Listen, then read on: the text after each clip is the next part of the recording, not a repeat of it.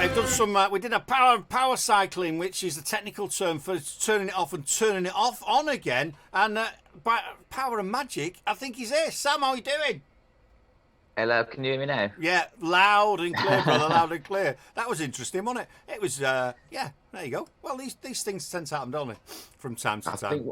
I think what it was, I was actually swearing just non-stop. So that's why you couldn't hear me. They were just bleeping it out, like on Big Brother back in the day. You can fucking swear as much as you like on this show. It's not a fucking problem. There you go, because we don't even bother with that. We don't even bother with that anymore. It's not a problem. Absolutely wonderful. Thanks for coming on the show. Looking forward to getting to know you and having a little bit of a chat with you. Because when Janice set this up for the dustbin, I went, we should have Sam on for a full hour show on his own. So I might have to do that at some point. So thank you. Cheers. Excellent. Because I know the Shed Project played with you a month or so ago, didn't they? No, it was meant to happen. We were meant to gig together in Brum, but we had to cancel the gig, sadly. It's a shame because I was really looking forward to it. Would have been really cool to have met the guys in person. Yeah, they are cool. They are cool, and I think they were looking forward to gigging with you as well. So that's brilliant.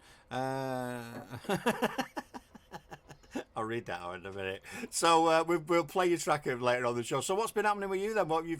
How did you get into music? That's normally a standard question, isn't it? But we like to ask it anyway.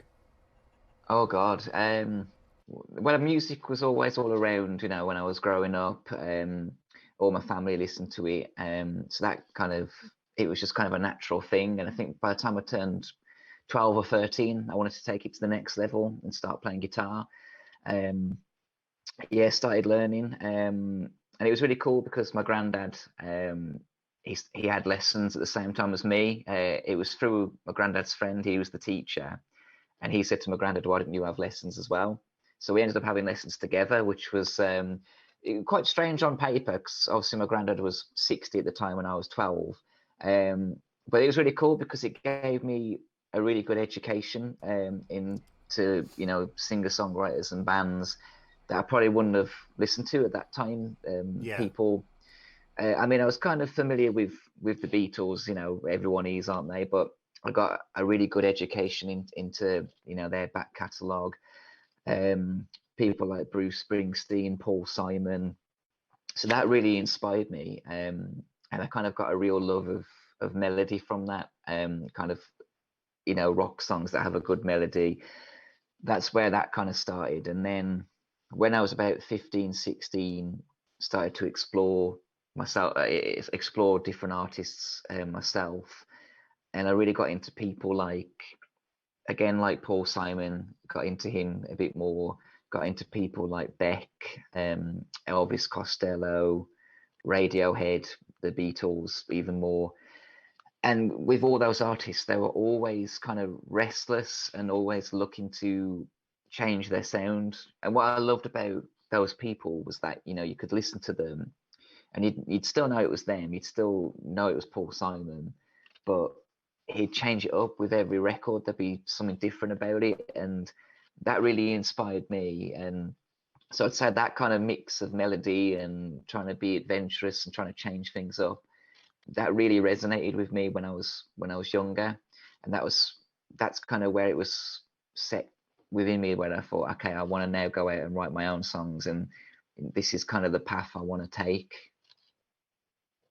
That's really I was just absorbing all that. Then really interesting story. I like that. You're right, and you made a lot of comments there about people changing up and you can hear the sound. That is really cool. I love it. So, what happened to your granddad? Did you not get him in your first band? I was tempted to do a Mystery Jets and have them in the band, but no, we actually did a gig together, which was funny. The first ever gig I did, I don't know if you can count it as a gig because I only did the one song, but my guitar teacher was playing this festival somewhere, and he had my granddad and myself up on stage, and we did Apache by the Shadows. What a track! That was my first taste of being on stage, but yeah, that was the only time. Oh, brilliant! I love that track. That is a cracking track. I love that. One of those tracks that really hit me when I was younger. Listening to that, I was like, oh yeah, this is brilliant. It's brilliant. Oh, cool! Absolutely brilliant. So, what have you been up to? You got some tours on? Have you? What? You know, obviously that didn't go off in Birmingham, but what else have you got going? Yeah, I've got some dates lined up. We're quite lucky at the moment where we've got a number of dates now, pretty much until like October time. Um, some are a bit further afield, but most of them are within the West Midlands. Um, yeah, so it's looking quite good. From a band perspective, we're kind of in a transitional phase at the moment because our guitarist left last summer, which was a real shame. And then our drummer left a couple of months ago, or just under 2 months ago. So that was another kind of hammer blow, really. So at the moment, we're looking to get someone new on board. Got a few people interested. So yeah, it's been a bit in limbo at the moment, but if we can get someone in, we've got gigs kind of lined up. Yeah. None of them have actually been announced yet, but they're kind of in the background. So yeah, we got those. I think for me the main kind of focus at the moment is the new record and the single that's just come out and kind of focusing on that side of things. Yeah, I like that. I was listening to that at the gym the other day with someone. I thought, right, Sam's on. I better go through his back catalogue just to refresh me because we do play your music on. And yeah, I really like it. It's a great track. Great track. Walk into the well. Yeah. What's the story? Is there a story behind that, or what's the? Well, the way I write songs is probably, I don't know if other songwriters do this, but I usually write the title first. So sometimes I'll be at home and I'll be bored, and maybe a title will come in my head, or maybe I'll literally sit there thinking of song titles and I'll write them down. And about, I'm probably going back now over 10 years ago, probably 12, 13 years ago. I remember saying to myself, oh, I'm going to make an album like Graceland by Paul Simon, like a really kind of African influenced album. So I was writing down titles that kind of invoked that, and one of them was Walking to the Well. And I was like, okay, I don't know where this is going to go. And then the chorus just came into my head straight away. So the chorus you hear now, that was the chorus it was over a decade ago. And this is something I do all the time. Like I'll write a song and then I don't do anything with it for years. Like it's just there in the back of my head. I don't know if I just need it to kind of ferment, maybe like when it first comes into my head, I don't think it's that good. And then if it's still there in my head years later, I think, oh, okay, maybe I should get that out there. So yeah, the chorus was always there. Didn't know what the chorus really meant, but the chorus was there. And then it was just a case of writing the rest of the song. And when it came to doing the follow up to my last record, I thought, okay, I want to try and expand a little bit and maybe try and pursue this kind of these African influences, even if they're subtle. So yeah, I unearthed it and then had to try to come up with a theme, like the verses. And I was working on a song at the time about the first boy, first human born after 9/11. I don't know why. I think it was the 20th anniversary of 9/11, and I was thinking about, imagine the first baby born in America at 0:00 midnight on the 12th of September, and kind of what that would signify, that kind of new life, rebirth after all that devastation. So I was writing this song, and obviously it was quite serious song, really, but I wasn't particularly feeling it. And then this is something I do often as well, and again, I don't know if other songwriters do it. It's a kind of a Frankenstein's monster with me. Like I'll take bits of one song and take bits of another and just make another song. So some of the verses from that ended up going into Walking to the Well, and then Walking to the Well kind of become this story about the first baby that was born after 9/11, who was obviously hailed as this amazing person, this amazing new life, and after all that horrible stuff, and then this person's not been able to live up to that hype and has found it difficult because of that, the weight of that pressure. So it kind of became this story of unfilled potential and bad luck, and the kind of outstaying your welcome. Like one of the lyrics I wrote was, if I died at 35, they'd hoist my body up like a saint. And to me, that was like, well, when people die young, you tend to, put them on that pedestal. Whereas sometimes the biggest sin you can have is to keep living, and to keep making stuff and to keep creating and have that diminishing returns. So yeah, Wow. that was kind of it in a nutshell, really. But So in a in a big wow, nutshell. that is, and tomorrow's philosophical hour, we're going to be getting Doctor. Wow, that is, I love that. And even going back to the start when you're saying, I've heard people say that before, that we've had tracks, they've had music, and they've kept, and it's years later they bring things. And it's good that, because you've sort of acid tested it with yourself. I mean, if it's not good enough for me in 5 years, 10 years, then it's no good. But it's almost like a maturing a wine, in it, or a cheese. That, it needs time to, in its raw state. It's probably okay, but you know what I mean. If you leave it 18 months, a couple of years, or whatever, then you get something even better than the original thing you put in the barrel. There you go. Wow. That's wonderful. Kev B, it's took me on a different path. That Kev B said, "Who would you like to collaborate with?" Oh, good question. Yeah, there's some really cool people that I know, through social media. I mean, there's a guy called Joe Peacock. I really like the music that he writes and the lyrics that he does. They're, again, based on kind of events and stories, quite vivid and quite detailed, and that's quite cool. There's an artist, I'm going to say her name wrong, called Namia. She's based in Birmingham, and she does some really cool stuff. I think for me, like, I don't normally collaborate. Like, I'm not very good at it, to be honest.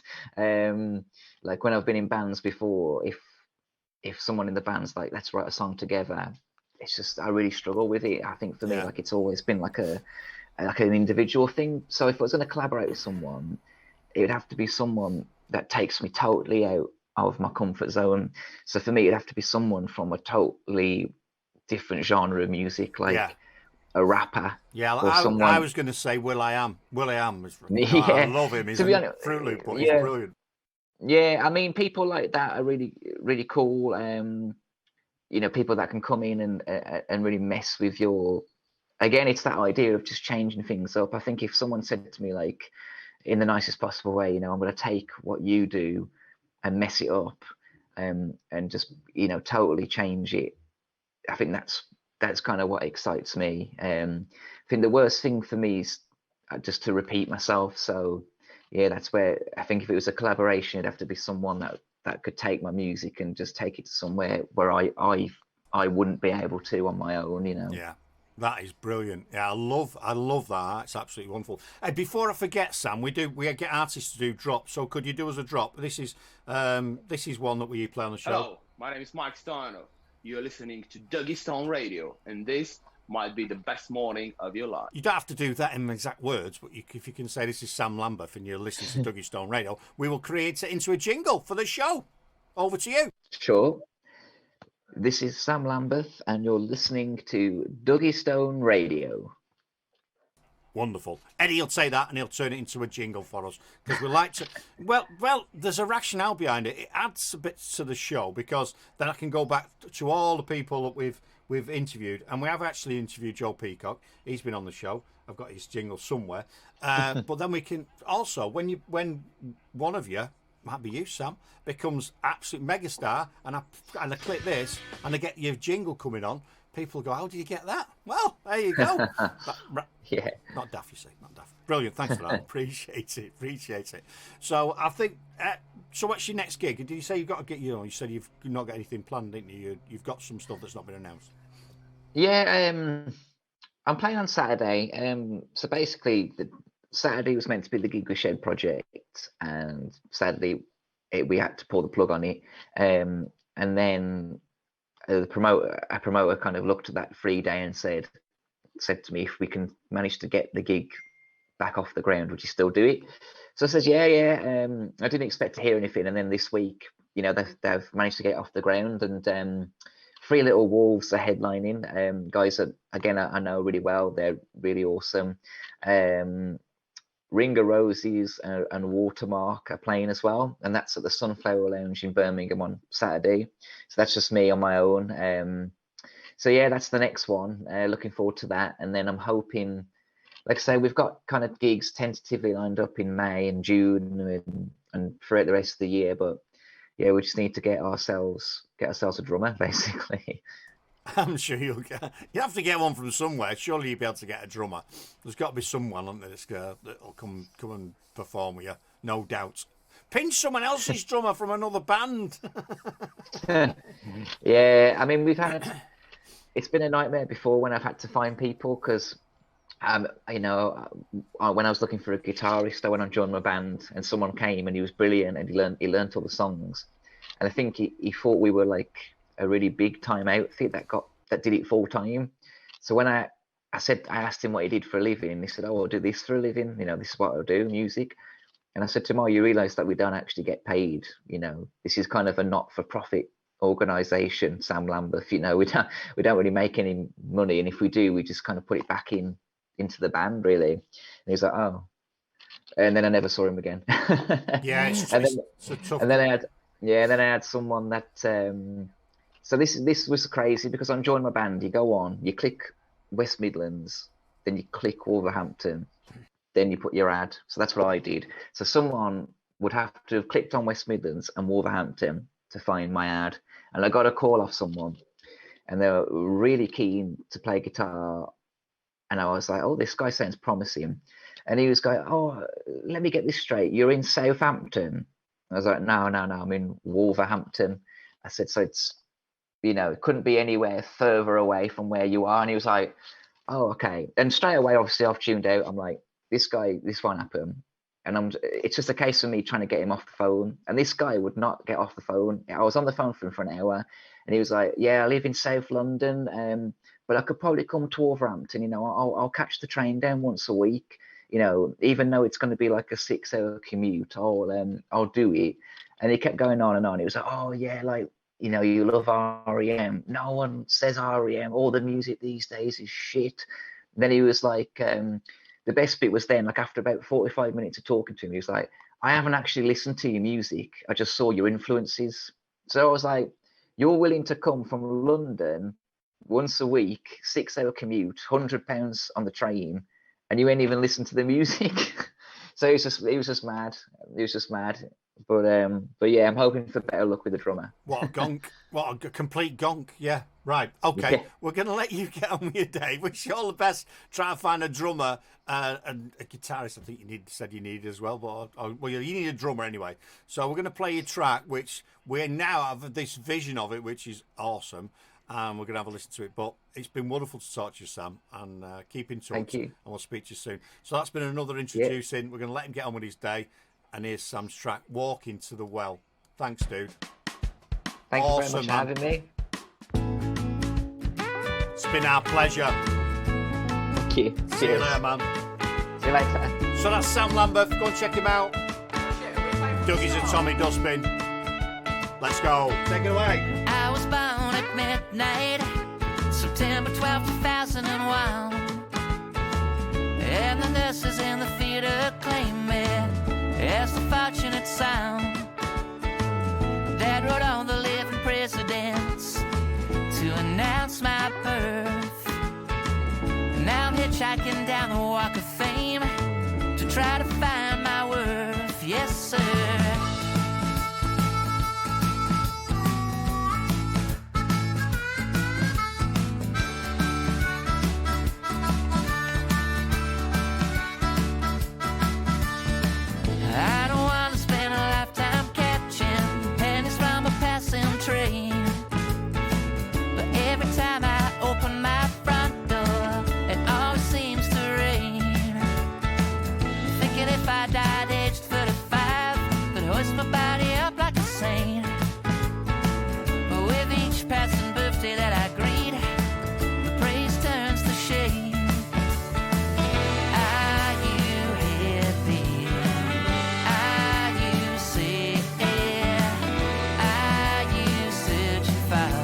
Stay